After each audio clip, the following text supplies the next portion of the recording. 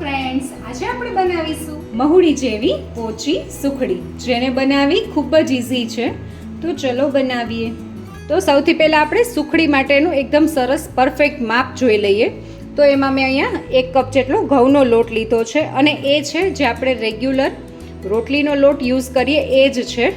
એની સાથે જ મેં અહીંયા 3/4 કપ જેટલો ગોળ લઈ લીધો છે, એટલે કે પોણો વાટકો, અને અડધો કપ એટલે કે અડધી વાટકી જેટલું મેં ઘી લીધું છે. તમે અહીંયા સિમ્પલ તમારા ઘરમાં રહેલી કોઈ પણ વાટકીનો યુઝ કરી શકો છો. એટલે જો સાવ સિમ્પલ છે, 1 વાટકી લોટની સામે પોણો વાટકી ગોળ અને અડધી વાટકી જેટલું ઘી. તો ચલો હવે આપણે સુખડી બનાવી લઈએ. તો હવે આપણે સૌથી પહેલાં પેનમાં ઘી ઉમેરવાનું છે. આપણે બધું ઘી લઈ લેશું. અને મેં અહીંયા ગોળમાં દેશી ગોળનો યુઝ કર્યો છે, અને ગોળને આપણે એકદમ સરસ ઝીણો સમારીને લેવાનો છે. તો હવે આપણે ઘીને એકદમ સરસ રીતે પહેલાં ગરમ થવા દેશું. તમે જોઈ શકો છો આપણું ઘી એકદમ સરસ રીતે ગરમ થઈ ગયું છે.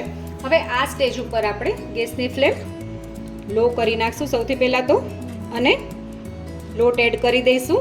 અને હવે ગેસની ફ્લેમ આપણે મીડિયમ ટુ લો રાખીને એકદમ સરસ રીતે લોટને શેકી લેવાનો છે ઘીમાં, અને આવી રીતે આપણે ચલાવતા રહેવાનું છે.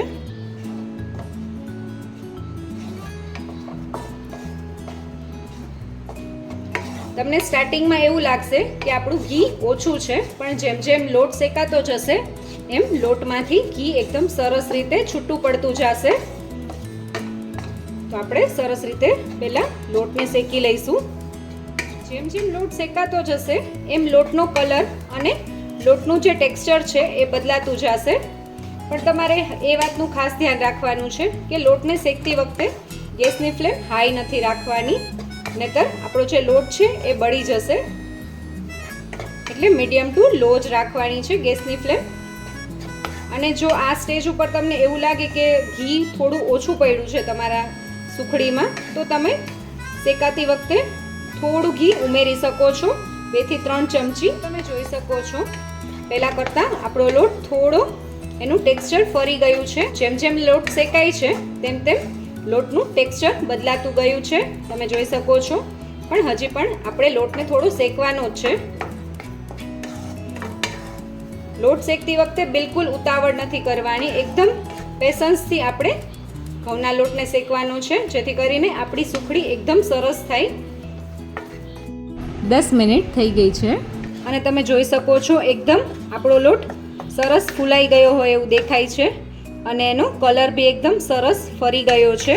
અને તમે જોઈ શકો છો ઘી બી સરસ રીતે છૂટું પડવા માંડ્યું છે. પણ મેં પહેલાં કીધું એમ કે જો તમને થોડું ઘીનું પ્રમાણ ઓછું લાગતું હોય તો તમે વચમાં 1 થી 2 ચમચી જેટલું જરૂર હોય એટલું ઘી ઉમેરી શકો છો.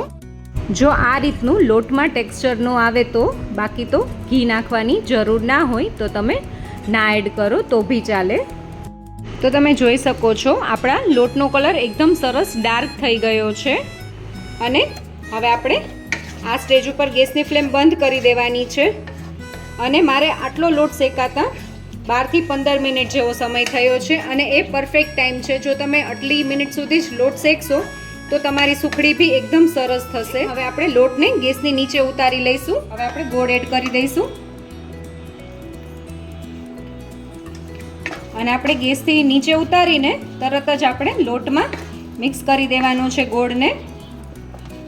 કેમ કે લોટ ગરમ હશે તો એકદમ સરસ રીતે ગોળ મિક્સ થઈ જશે. તમે જોઈ શકો છો ગોળ ઉમેરવાથી બી આપણી સુખડીનો કલર થોડો પાછો ચેન્જ થઈ ગયો છે, કેમ કે મેં અહીંયા દેશી ગોળનો ઉપયોગ કર્યો છે. અને તમે કયો ગોળ વાપરો છો એ તમે મને કમેન્ટ બોક્સમાં જરૂરથી કહેજો. જોઈ શકો છો એકદમ સરસ રીતે લોટ અને ગોળ બંને સરસ મિક્સ થઈ ગયા છે, અને આપણી સુખડી રેડી થઈ ગઈ છે.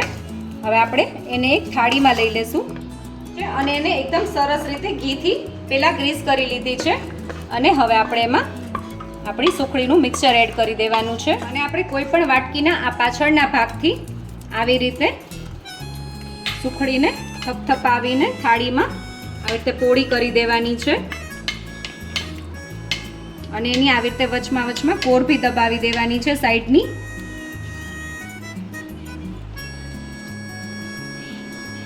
સાઈડની કોરને આવી રીતે સ્પેચ્યુલાની મદદથી થોડી ઇવન કરી લેશું.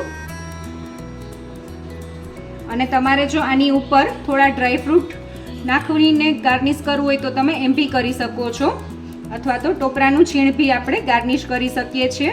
તમારે જો સુખડીમાં અંદર ડ્રાયફ્રૂટ્સનો ભૂકો કે ડ્રાયફ્રૂટ્સ ઉમેરવા હોય કે ટોપરાનું છીણ ઉમેરવું હોય તો તમે ગોળ નાખો એ પહેલાં બધી વસ્તુ એડ કરી દેવાની. સુખડી થોડી ઠરી જાય એ પછી આપણે એના પીસ કરીશું. હવે આપણી સુખડી થોડી ઠરી ગઈ છે તો આપણે પીસ કરી લઈએ સુખડીના.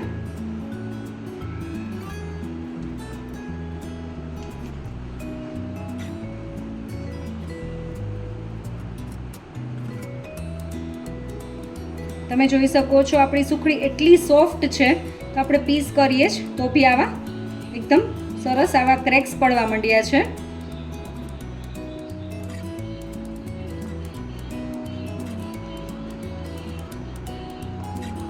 જોઈ શકો છો આપણી સુખડી રેડી થઈ ગઈ છે.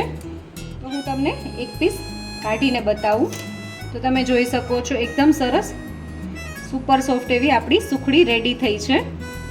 તો રેડી છે આપણી મહુડી જેવી પોચી સુખડી. જો તમને મારો વિડીયો ગમ્યો હોય તો મારા વિડીયોને લાઈક કરજો, શેર કરજો અને મારી ચેનલ કુક વિથ બેલાને સબસ્ક્રાઇબ કરજો, જેથી કરીને આવા નવા વિડીયો હું તમારી સાથે શેર કરી શકું.